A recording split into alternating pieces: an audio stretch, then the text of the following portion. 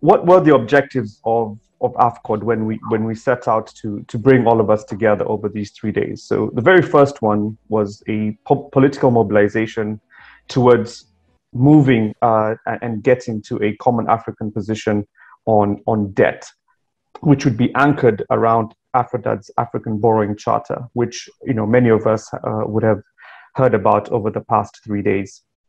The second objective was for us to interrogate and contribute as a community to the African research and knowledge generation originating from the continent. And the reason this is important is because a lot of the policy proposals, a lot of the research and the analysis that we have tended to use is imported from outside of the continent, and therefore sometimes reinforces or perpetuates the consistent neoliberal narrative. And I think Alan, Crystal, and others have touched upon this throughout the past 3 days. And so the second objective was to try and play our role as AFRODAD and with our partners in encouraging and entrenching the idea that we do have research, analysis, and policy recommendations that can originate from the continent.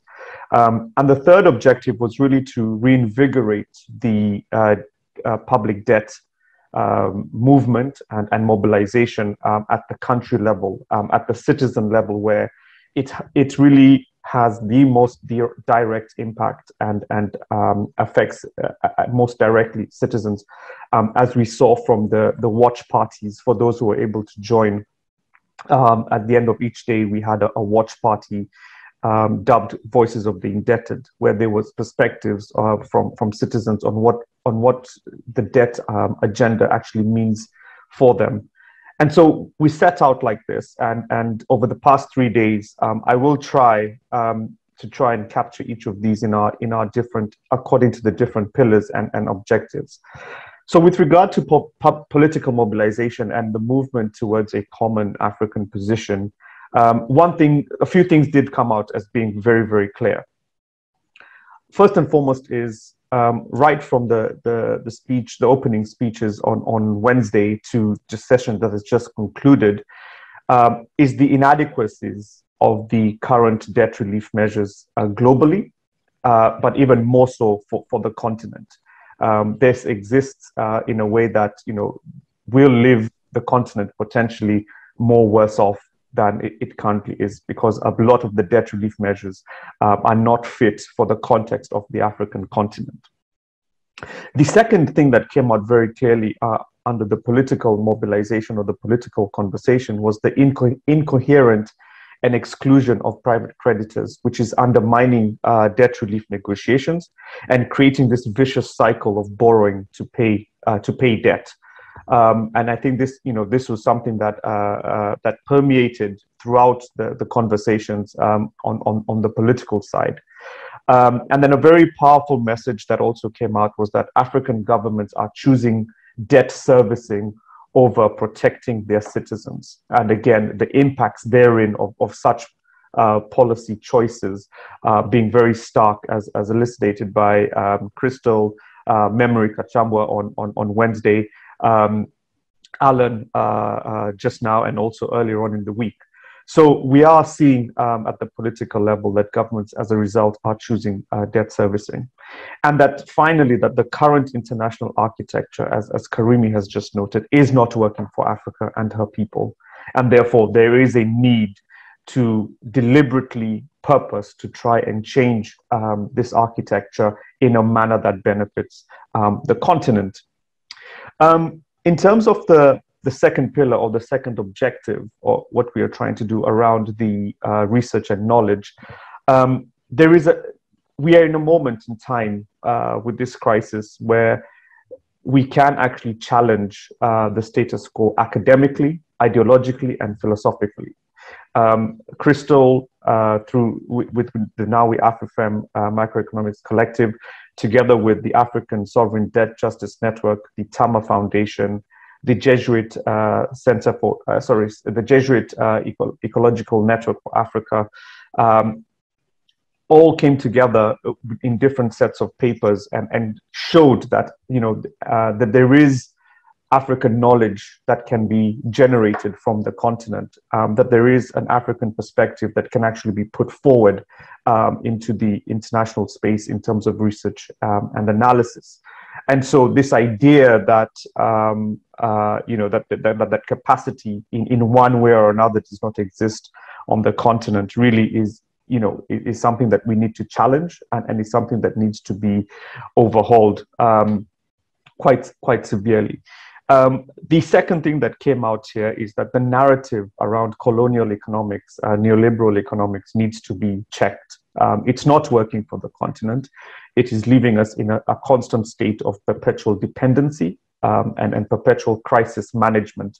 And so the research that came out showed that there is then also a need for an inclusive alternative as well, that looks at the multifaceted dimensions of our heterogeneous challenges. Amongst them is a feminist approach to macroeconomic analysis. Another aspect that came out around the research and ideation was around the rule of law and its application as a strategy for civil society to enhance public learning and public participation. And finally, the need to strongly reclaim back the functions of money as a medium of social exchange and not a medium of debt and indebtedness. So that's sort of what the second objective conversations highlighted and looked at over the past 3 days. And then finally, around the citizen mobilization, and this is where we had our country sessions over yesterday in particular, that the policy space for public participation needs to be recaptured by citizens back from the private sector. And I think it's in one of the sessions yesterday or on Wednesday where there is this concern, a very deep concern amongst civil society groups that the social contract has been infiltrated by private sector, by the motivation of profit ahead of people. And so there is a need really for that to be reclaimed back by citizens. And that linked to this is that the transparency, accountability, and governance agenda lie at the heart of the national debt crisis in all the countries that we had national events, as well as the regional. And part of that ineffectiveness or in transparency, accountability, and governance is because of that defacing, should I say, of the social contract, where profit is prioritized over people. The policy choices on debt investments have not yielded the expected tax revenue mobilization, and this is because of perhaps in many cases misplaced priorities when it comes to where investments or debt investments are going. We've heard very critically in Kenya, for example, where mega infrastructure projects seem to be the norm and are very highly debt financed with very long yielding periods. And again, this was talked about on day one by all the speakers. And then we've got the issue in resource-rich countries like in Zambia or in Nigeria and Mozambique, where resource-backed loans are being used as a way to collateralize natural resources to access debt finance. Yet again, the tax revenues that are expected once these are collateralized are not seen, and so it forces governments to take very difficult and very odd policy decisions, i.e., to continue borrowing in order to pay off loans. So you're caught up in this vicious cycle, and this is something that came out very strongly in the national sessions yesterday, in particular, and that the burden as a result of these very peculiar and odd policy decisions, and then also the conditions that come with some of the financing instruments, particularly from the IFIs, the impact and the burden is borne by citizens, especially women, as Crystal has mentioned, the youth, as Alan has talked about, as well as those with disabilities, who are picking up, in essence, our debt bill through increased taxes, and more disturbingly, through reduced services. And as such, at the national level, what we're seeing is an incongruence of where policymakers or politicians are making decisions that are just not coherent or not in connection with the needs of their citizens and their electorate.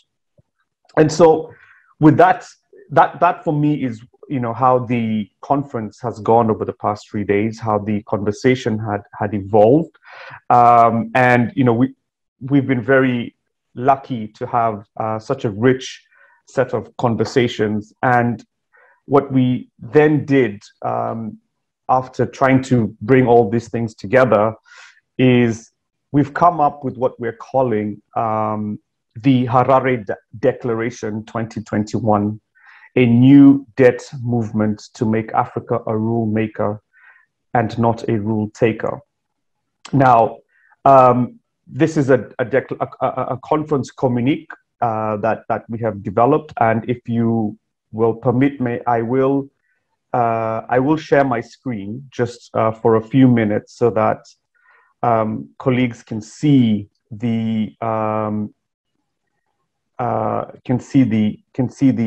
declaration and can have a read of it.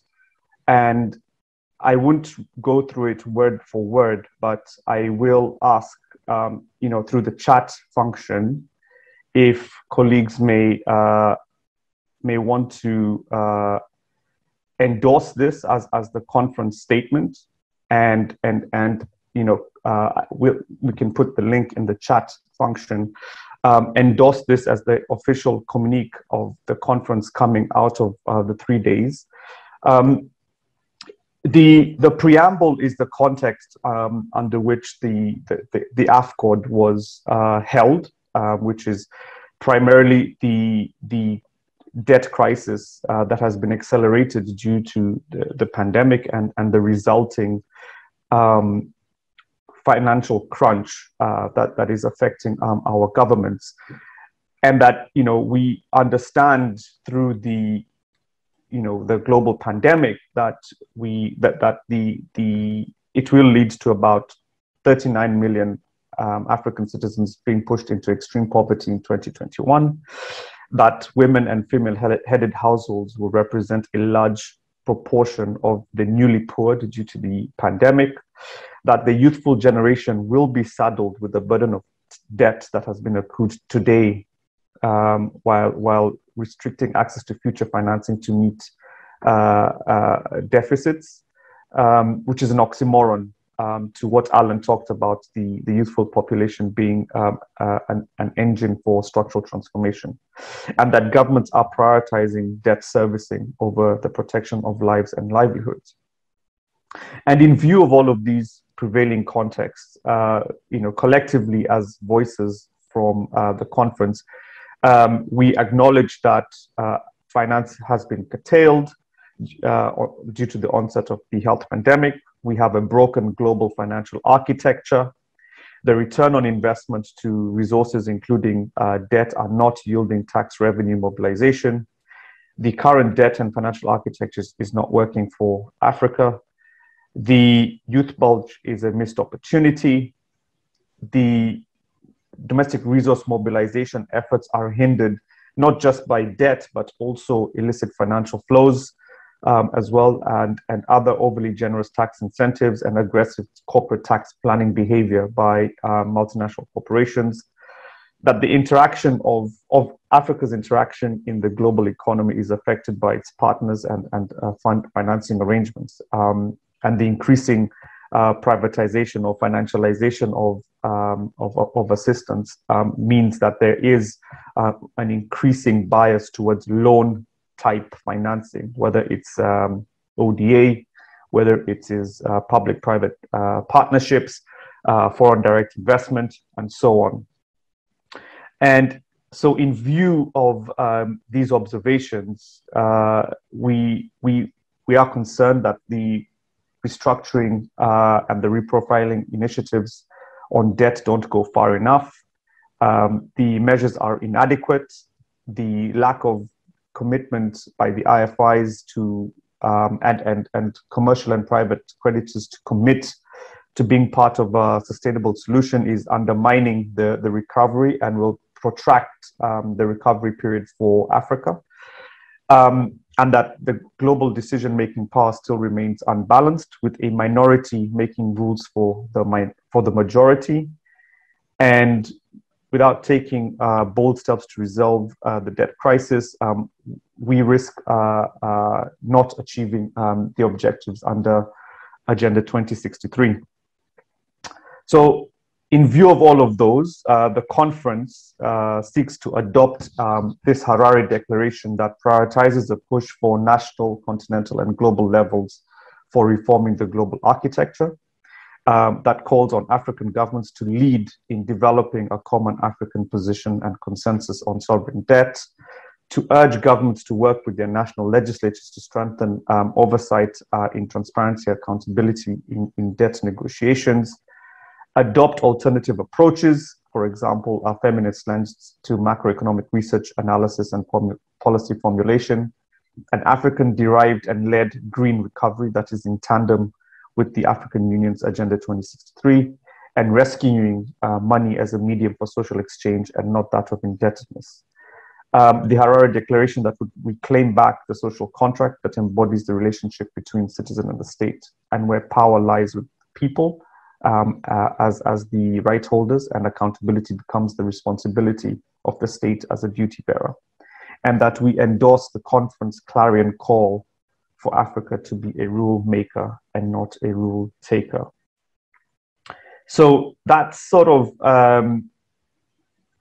the Harare Declaration and sort of what we've come out with. And we do hope that that colleagues who've joined and participated in the conference over the past few days can actually be part of it. So that's sort of how I would sum up the conference. And of course, I've just seen we've only got 4 minutes left, so I need to crack on. I'll put the link to the statement in the chat so that colleagues can have a read of it. And so please feel free to sign up to it, and we will publish it on the conference website once the conference is done. And so with that, friends and comrades, it now becomes my pleasure and my duty to try and close the conference in terms of what it has been a whirlwind 3 days of conferencing with you all. And to try and thank all the different people, organizations and individuals who've been part of this conference. And I'd like to begin my closing statement now by saying, when we conceived the African Conference on Debt and Development, it was on the premise that we could see that the continent and us as citizens were going to get a raw deal from this crisis.